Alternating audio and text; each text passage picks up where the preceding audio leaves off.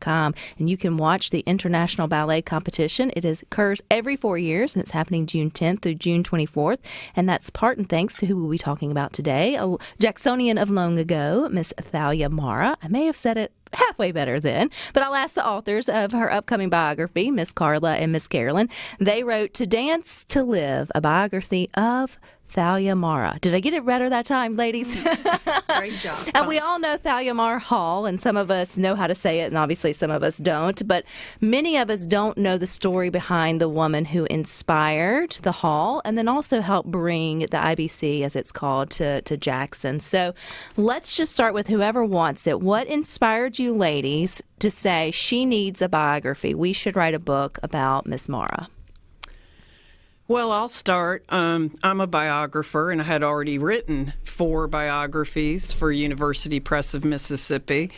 And 2 of those biographies, one on Eudora Welty and one on Margaret Walker, were my first 2 books. And after I wrote the second one, Carla, my collaborator and dear friend, gave me a photograph of Eudora Welty, Margaret Walker, and Thalia Mara, who were all honored in 1998 at the Mayor's Art Awards Achievement Honors. And it was a great night where the 3 women were celebrated for their contributions to the arts, Welty and Walker for literature, and Thalia Mara for dance and dance education. And I got that photograph and I framed it and hung it in my office, and I felt like I had to finish what I started, which is a biography on Thalia Mara.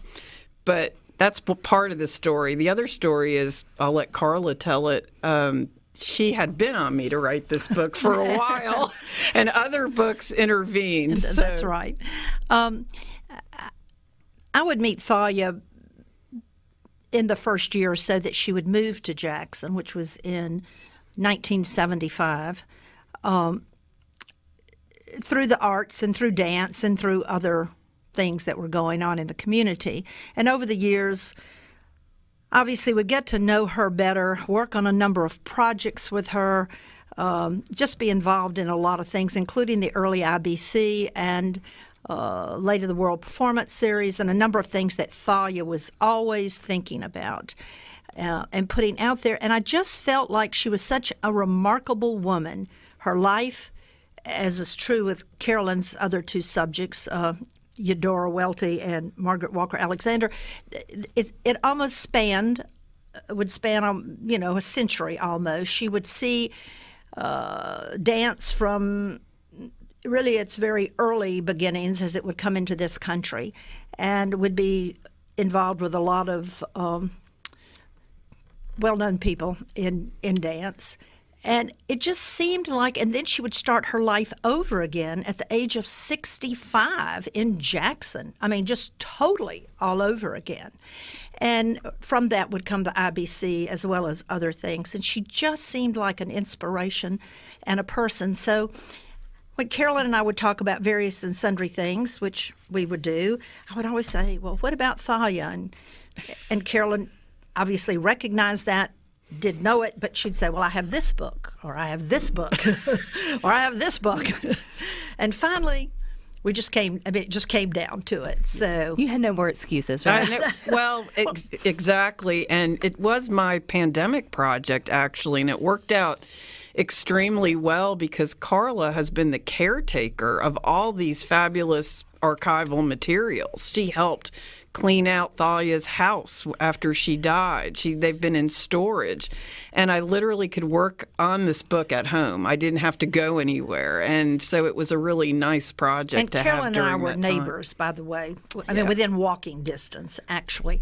And I will have to say at this point, we have to give credit to Thalia's niece, Leanne Mahoney, who lives in New York, who is I guess really the official keeper, and she had many wonderful photographs and other things. So as I would work with her, And those would come, and she was always willing to contribute information and stuff that we needed. When you're looking at doing a biography of someone who lived, oh gosh, close to 100 years more, and as you mentioned, Carla lived multiple lives within those 100 years, how do you even start to, I know that her life is the story, but how do you start to create the story of such a diverse life? Right.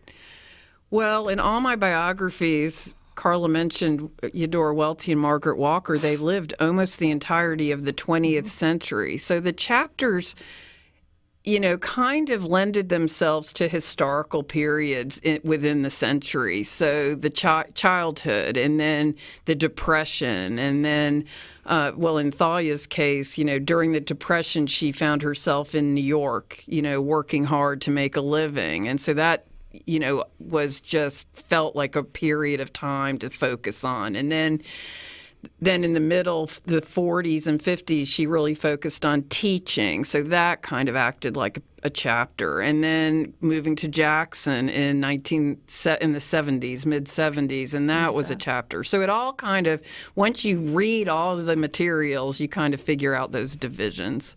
Carla, you met Miss Thalia in the 70s, which I guess she would have then, she would have been 65 at that she point. Moved here. Mm-hmm. Did she ever mention, or do you ever ask, why Jackson? What was it that of all the places she could have lived and retire, it's not a terrible place. That's both a long story, which I will sort of shorten here. I'm sure it's in the book. And it's in the book. And it is in the book, absolutely. But the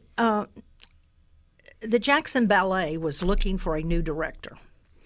Thalia had been a well-known educator, teacher, had a school, yes, all these things in New York for a number of years. And that had changed, partly due to public funding and other issues that are always a problem for the arts, quite frankly, in and out. Some things never change. I know, they never change. And so there were people here who had a connection. As we always love to say in Mississippi, somebody always has a connection with somebody somewhere. Well, somebody actually had a connection with someone who knew Thalia. They mentioned Thalia both to the board here, and I guess the board to Thalia, and people went up and they met, and the rest, as they say, is history.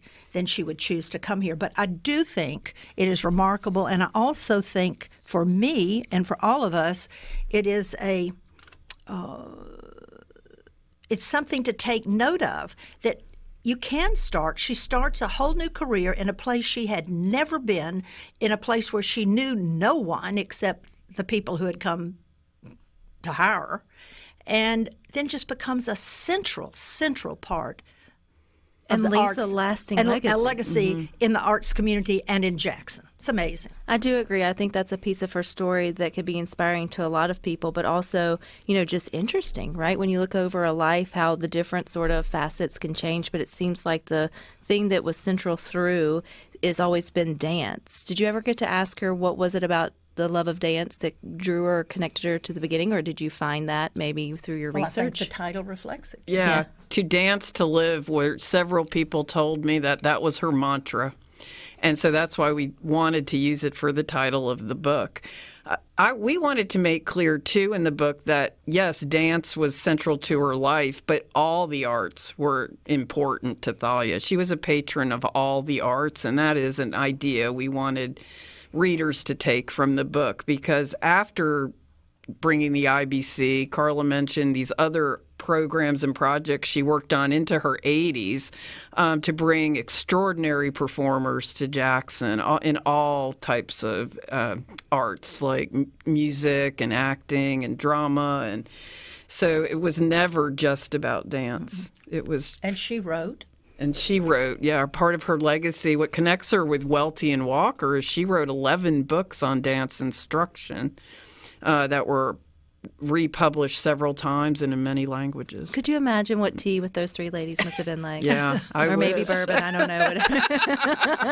I know a little bit about a few of them, but you never know. And I think learning these stories and recognizing when you're, especially now when you're downtown and you see the hall that's named after her, learning who that was and what their contribution. And again, that this was her third act, so to speak, I guess, by moving to Jackson. But there's so many more stories about Miss Thalia Thalia Mara and To Dance to Live, a biography, and we'll get to those and more coming up next. TV.com. We're continuing our conversation with two authors, Miss Carla and Miss Carolyn. They wrote To Dance to Live, a biography of Thalia Mara. She was a dancer, a teacher, and a patron that was recognized internationally for bringing world-class ballet to Mississippi. You guys may not recognize that Mississippi is thought of when you think of world-class ballet, which I think is super cool that more people should be proud of, right? That our name, Jackson, Mississippi, is in there when you think about that internationally. But Thalia was also a person, right? I mean, she didn't was just a ballet. She was a person who lived 92 years wise, and so that's a lot of time to sort of make a mark. So, Carla, I know you knew her personally. What was she like as a person? Sort of the background of her. I mean, when you meet someone and you get to know them, what are the things she shares about her background? She was lovely, and she was always gracious and always interested in things, very interested in things, and kept very current in art world, ballet world, in other words. But she could also be very determined and sometimes stamp that little ballet foot or stomp it, I guess, and she could be fiery. She was very focused on the projects and things that she had in mind and demanded sort of really good hard work from the people that she worked with. I think whether that was a student or whether you were working with her on another project. But when did the hall become part of her history? Was she still with us whenever she got to see Thalia Mara Hall 1994. created? Yeah, it was renamed for her. And that was another year she received some other honors. And Lynn Green Root, who was a Mississippi artist, did a portrait of Thalia Mara that now hangs in Thalia Mara Hall, and it was dedicated that year as well. Was she still with us, obviously, whenever she started getting the International Ballet Competition to Jackson? How did that sort of happen? Again, a short version of that is Thalia took the job, came to Jackson. She was certainly, excited to be here, excited to have her classes. But she realized after she had been here for a while, she would often say, and she told this story often, she would say, I thought Jackson had such a great ballet community. What she realized later was that she had met every single one of them when she was down interviewing for the job. But the one thing she noticed about Mississippi was we are a state of sports and competitions. Amen. And people love it. And she decided that ballet is a sport and it could be a competition. And so she, along with many others, nothing like that ever happens because of just one person, had to have, the city, the state, the boards, all those people come on board, and they lobby to have the USA IBC, which was just coming on board, to come to Jackson. Of all the places it could come, and it rotates every 4 years, just like That's the correct. Olympics. And so it's coming this year, so that's a big deal. Everything's being transformed in the metro area to sort of welcome in the dancers and all the sort of talent. And you could sort of trace it back to at least one person's passion for getting it here. But I can only imagine a young Thalia Mara at 1911, right? You don't think that you're going to have a building named after you and get an international competition brought to Jackson, Mississippi, right? So what was, in 1911, as a young dancer, just figuring out, she had this passion for the arts. What was life like for Thalia then? So she was born in 1911, and she was living in Chicago. She was an only child, and her mother was a Russian immigrant who was a seamstress, and she worked, and she needed to find after-school activities for her child, while she was at work. Like we all can relate to that, mothers can. And one of the activities was dance. So for a few years, she was dancing in a little dance troupe, Miss Butler. And we have images in the book of her dancing during this time. And she loved it. She just loved dancing whenever she could. But it was the parent of another child in that group. This is we got this information from her niece, Leanne Mahoney, that made the remark that she was very good and she probably needed a more professional teacher. And so her mother found a Russian ballet teacher in Chicago, and I talk about that whole history of how he got to Chicago in the book. And that was really, she says, when her true ballet education started. And so learning from Russian ballet teachers was like a mark from then on. She had other Russian masters, and that was the model that she would then use when she taught dance later on in her life. And mention the connection of Anna Pavlova. So I say in the book that the moment I think that she fell in love with dance was seeing the great Anna Pavlova dance, who was a Russian dancer who was traveling at the time in 1921. And Anna Pavlova, if you're not familiar with her, did The Dying Swan, and she was the famous swan ballerina who did The Dying Swan. And so I found a program in the papers that Carla had in boxes of a program from one of her performances. So I'm fairly certain that Thalia and her mother attended this. And she also had like a trading card, like we have them for sports athletes, but they were for ballet dancers in the 1920s. She had one of those cards in the collection too. So when she saw that performance, she was just enthralled. I mean, at that point too, she fell in love with dance as more than just a after-school activity. So who is this book for? Is this for the person who loves ballet or sort of as a sport? Is this a person who is interested in someone's just story of overcoming and then going through all the decades, or everybody in between? Carolyn, when you're saying like, this would be a great, beach book for you, right? That's what everybody's thinking. Make a case. Make a case, or by the lake book, or whatever it may be. Like, how do you sort of describe it? Well, all my biographies I call general reader biographies. They're not long, but they're well-researched and scholarly, but I think fairly easy to read. This book, I really wanted to educate at least people in Mississippi who Thalia Mara was. We all know, as you pointed out, Thalia Mara Hall, but who's Thalia Mara? Right. I really think very few people know. That's not a Southern name. Right. And so it was really important to me and Carla to get the story out there of who she was. Why is this auditorium named for her? Because of everything she did contribute to our state. So yeah, it's for general readers, it's for lovers of ballet, but I think it's really, my gift too to Mississippians to learn more about. I think it needs to be a movie. Well, it could be. I don't have those They've got great photos and visuals. I mean, you can't be on stage that many years and not have fabulous photos. But I would say that is all true too. But again, I want to go back. I think if you strip it all away, it is about, as you mentioned too, it is about one person's passion and the ability to stay focused on that and to move that and to change through the aging process of years. Let's face it, dancing is very tough. It is very athletic. Most dancers have a limited time in which they can actually literally perform. So you got a whole life left over. And what are you going to do with it? Well, Thalia did tons with it. As a dancer, what was her pinnacle as a dancer? Or maybe she or you would describe. Hard to say. Probably in the 30s or 40s. Well, the late 30s, she danced with her husband, Arthur Mahoney, and they were very popular. They graced covers of dance magazines and were touring all over North America and Canada. And so I would say that was the period of their peak popularity, and they could dance all genres of dance. They weren't even limited to ballet. They, of course, knew classical ballet, but they did jazz and flamenco and character dancing and papers. I quote reviews from newspapers about, how their wonderful performances and their skill.